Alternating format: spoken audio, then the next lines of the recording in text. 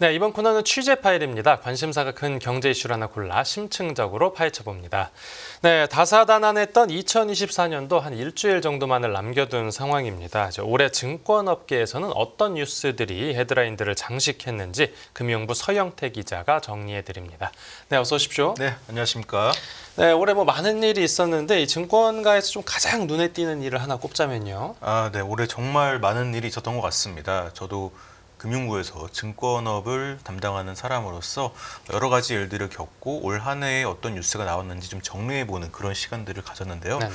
좀 중소형사, 작은 증권사들 좀 위주로 정리를 해봤습니다. 상대적으로 알려지지가 않았으니까요. 네. 가장 컸던 뉴스는 대신증권이 2년 만에 이제 신규로 종합금융투자 사업자가 될 것이다. 이거인 것 같습니다. 네네. 이 종투사라고 하는데요. 네. 원래 이 종투사라는 거는 중형사들의 다 꿈이라고 할 수 있습니다. 덩치를 키우는 건데 올해 이렇게 덩치를 키우려는 중형 증권사들이 많았고요. 그리고 새로운 수장이 또 금융위원회 또 김병환 위원장이 또 왔죠. 네. 종투사 제도를 또 손보기로 해서 내년은 또 이 제도 개선의 원년이 될 것 같습니다. 네, 그럼 지금 대신증권이 종투사 지정은 좀 어느 단계까지 와 있는 거죠? 사실상 거의 확정이고 코앞에 있다 볼 수 있는데 네네. 10번째 종투사입니다. 증권선물위원회, 금융위원회에 증권선물위원회가 있는데 사실상 이 지정 안건을 통과를 시켰고요. 네네. 빠르면 내일 금융위 최종 의결을 통해 가지고 지정이 되지 않을까 보고 있습니다. 네. 이 종투사라는 거에 대해서 좀 익숙하지 않으실 것 같아서 설명을 드리자면은 네네. 우리가 투자은행 이런 얘기를 많이 하잖아요. 네. 이 투자은행이 하는 일이 크게 두 가지로 이제 단순하게 보자면은 부동산 금융과 기업 금융인데 기업 금융이 다른 게 아니라 기업들한테 그냥 자금 융자를 좀 돕는 그런 기능입니다. 네네. 네, 종투사 역시도 이 기업 금융을 잘하라고 어떻게 만들어낸 제도이고 네. 증권사에 붙여주는 이름인 건데요. 기업이 회사채나 주식을 발행할 때 우리가 IPO 같은 건 많이도 참여하지 않습니까? 네. 개인 투자자도 IPO를 많이 참여할 때 이런 IPO도 이제 기업금융, 증권사의 기업금융 기능이라고 볼 수 있습니다. 그런데 이 종투사 같은 경우는 물론 이 종투사가 아니어도 이런 IPO 같은 걸 할 수 있지만은 네. 이 3조 원 이상이 되면은 종투사가 될 수가 있는데 네네네. 이러면은 좀 뭔가 유리한 것들이 좀 있거든요. 오. 네, 그래서 대신증권 이미 3조 원 이상이라는 자기자본 기준을 1분기에 충족을 했고요. 네. 그리고 지금 금융위가 대신증권의 어떤 좀 정성적인 위험관리 능력이라든가 이런 걸 좀 살피고 있습니다. 네, 지금 기업금융 쪽에서 그러니까 조금 더 이제 많은 기업들에게 많은 도움을 줄 수 있게 됐다 이런 네. 설명인데 좀 구체적으로 이제 어떤 이점이 생기는 겁니까? 그 종투사의 그 신용공여 한도가 네. 자기자본의 200%가 됩니다. 원래 네. 100%인데 비종투사는요. 네네. 종투사는 200%가 되게 됩니다. 이러면은 기업금융을 하는 그런 업무 담당자들이 커버리지를 강화할 수 있는데 네. 이 커버리지라는 게 이 기업금융 쪽에서 쓰는 단어인데 쉽게 말해가지고 세일즈라고 얘기할 수도 있을 것 같습니다. 네, 그러니까 커버리지 담당자는 기업의 영업을 하면서 이 자금 수요, 그러니까 기업의 자금 수요를 발굴하고 네. 그리고 이때 신용공여는 이때 영업의 한 방편이 되는 겁니다. 네. 우리가 신용공여를 이렇게 많이 해줄 수 있으면은 기업이 신용공여를 또 더 해줄 수 있는 그런 정권사를 좀 찾아가는 경향이 있거든요.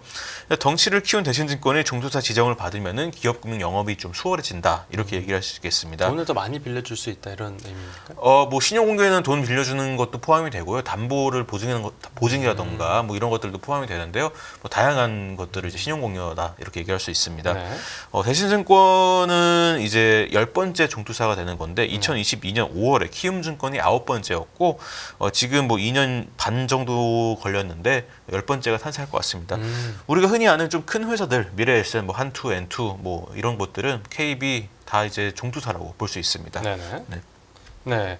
우리가 그러면 그 공모주 청약 들어갈 때 그것도 이제 종투사가 돼야만 그 회사 증권사에 공모주 청약을 할 수 있고 그런 건가요? 그렇진 않습니다. 그건 그렇진 아닙니까? 않습니다. 네. 이제 공모주라든가 이런 주성 같은 거는 종투사가 아니어도 가능한데요. 근데 이렇게 종투사가 아닌 비종투사의 그 IPO 담당자들을 만나 보면은 또 IPO 경쟁이지 않습니까? 우리 회사가 IPO 주관할게요. 우리 회사가 IPO 주관할게요. 딱 서로 경쟁하는 건데 종투사이거나 초대형 IB인 회사들은 그 신용공여라는 게 있는데 신용공여라는 게 평소에 이 기업과 평소에 좀 릴레이션십 관리하기 위해서는 좀 중요한 수단이거든요.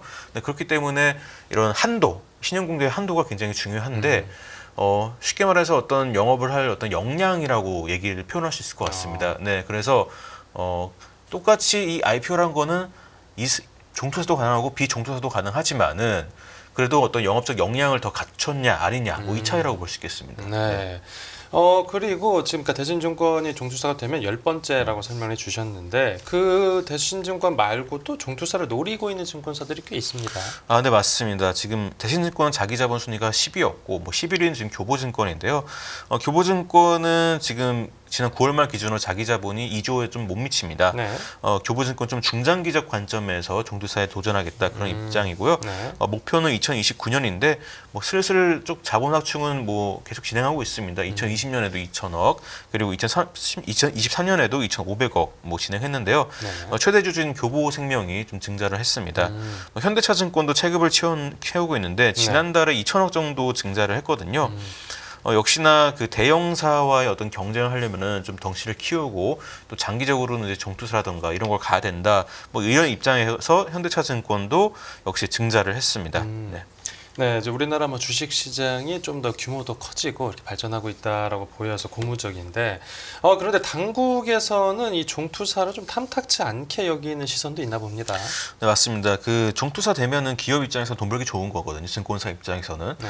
근데 당국이 이 종투사 제도를 만든 데는 뭐 물론 기업이 증권업계가 더 살아나고 돈을 잘 벌게 그렇게 하겠다는 그런 의지도 있었지만은 뿐만 아니라 증권사의 고객인 기업들도 좀 돈을 수월하게 좀 잘 조달할 수 있게끔 하려는 의지가 있었던 거거든요. 네. 그런데 이게 종투사들이 과연 제 역할을 하고 있었는가 뭐 의문이 있습니다. 이런 의문이 사실 또 아래를 튼 거는 PF 문제가 좀 많이 생기면서인데 좀 기업 금융을 많이 하라고 했는데 증권사들이 부동산 금융을 많이 했었다 보니까 네. 그러다 보니까 이제 금융 당국에서는 뭐 정확하게 말해서 이 증권사 본연의 어떤 역할, 그러니까 기업의 어떤 자본을 공급하는 그런 역할을 좀 제대로 하려면은 이 종투사 제도를 개선을 해야 된다. 뭐 이런 입장이고요. 네. 이제 종투사 제도가 도입된 지 한 10년 정도 된 걸로 제가 기억을 하고 있는데요. 네. 앞으로 이제 금융위는 좀 업계랑 지금 계속 만나고 있습니다. 비공식으로 만나면서 제도를 어떻게 바꿔야 될까 좀 의견을 많이 듣고 있고 앞으로도 종투사 제도 내에서 뭐 초대형 IB라던가 이런 제도들도 다 손보려고 하고 있습니다. 네, 또 하필 부동산 업황이 안 좋아지면서 PF 네. 쪽에서 손실도 많이 났고요. 또 다른 이슈도 살펴보면 이 중소형 증권사 중에서는 인수합병 이슈가 있었습니다.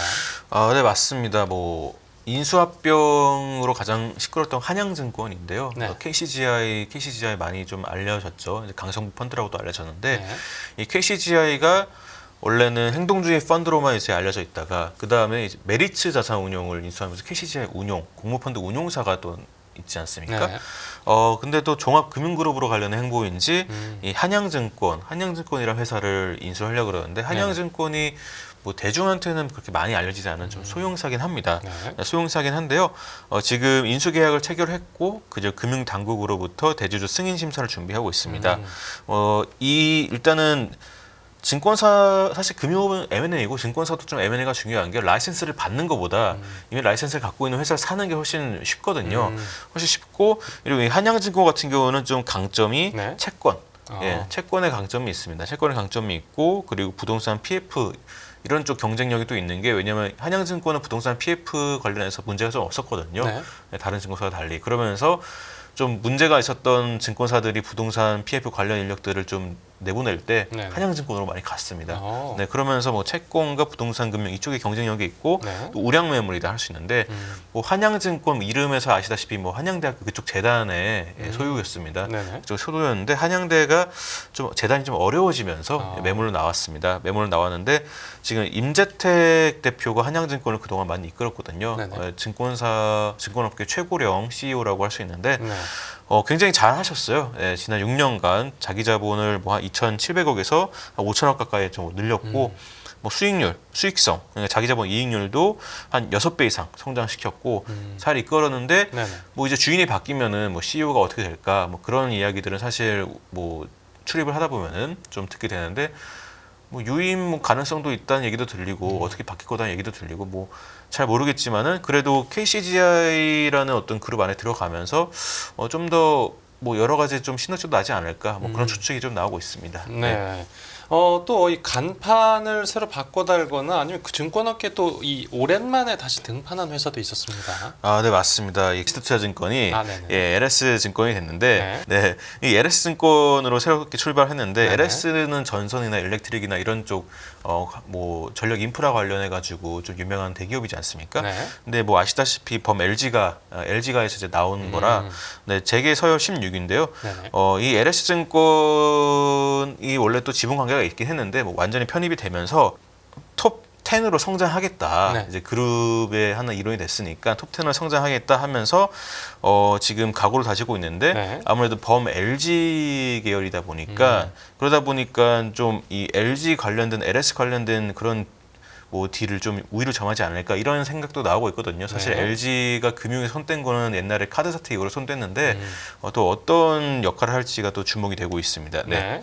하이투자증권은 이제 IM증권으로 간판을 이제 바꿨습니다. DGB 금융그룹 소속인데 그 시중은행을 늘리기로 하는 정부 어떤 정책에 따라 가지고 뭐 원래 대구 경북 지역의 금융 계열사였던 또 네. 대구은행 또 대구은행이 IM뱅크로 또 이름을 바꾸면서 뭐 계열사들도 다 IM으로 이름 바꾸거든요. 네. 그래서 IM증권인데 이 역시도 또 새로 죽기 출발한 만큼 뭐 여러 가지 또 변화들이 있는 것 같고요. 네. 오랜만에 등판한 회사도 있었죠. 아, 예, 맞습니다. 지금 우리금융지주 같은 경우는 원래 2014년에 증권사를 농협으로 팔면서 네네. 그게 NH투자증권이 됐는데 지금 10년 만에 증권업에 재진출을 했습니다. 네, 포스증권을 사면서 라이센스를 따면서 우리종합금융이랑 합쳐가지고 우리투자증권을 또 재출범을 시켰는데 네네. 그래도 우리금융그룹이면은 뭐 5대 금융지주 중 하나겠지 않습니까? 네. 네, 그래서 워낙에 또 뒷배가 든든하다 보니까 이제 막 출발해가지고 아직은 좀 제대로 시스템이 잘 갖춰져 있지 않다. 뭐 이런 이야기들은 뭐 업계에서 많이 들리지만은 네네. 그래도 뭐 계획이야 뭐 좀 있는 편인 거고 그리고 5년 안에 뭐 10위권에 진입하겠다 이렇게 얘기하는데 실제로 우리금융이 뭐 얼마나 여력이 있는지 모르겠지만은 뭐 전폭적 지원을 한다면은 뭐 가능하지 않을까 뭐 생각이 됩니다. 네, 알겠습니다. 오늘 취재 파일은 여기서 마무리하겠습니다. 잘 들었습니다. 감사합니다.